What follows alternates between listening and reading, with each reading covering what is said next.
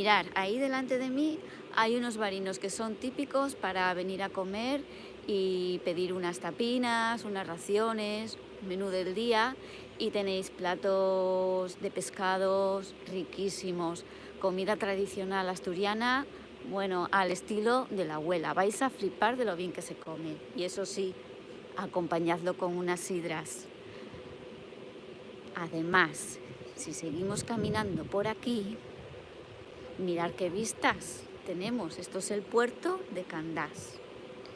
Y ahora mismo mirad qué tranquilidad se respira aquí. Es domingo, son las 3 de la tarde y un día como hoy, pues así estoy, disfrutando de este entorno tan maravilloso. Qué tranquilidad. Además, ver el mar así tan tranquilo presta, ¿verdad? No hay olas.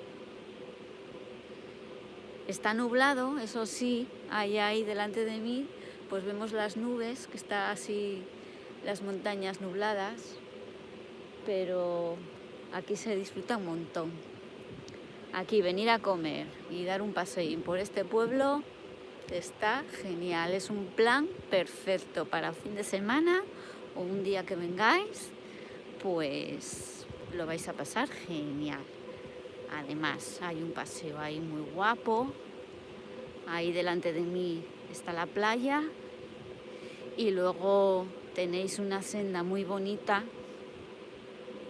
para caminar o en bici que está muy bien. Os llevará hasta Perlora y luego hasta la playa de Sibares. Es una senda verde que transcurre por una antigua vía de ferrocarril y está muy bien. El entorno está muy bien. Así que si no conocéis este lugar, este pueblo, apuntadlo, tomar papel y lápiz y apuntarlo, que no se os olvide, porque está muy bien. Además, cuando es verano, aquí las fiestas están súper chulas, muy guapo.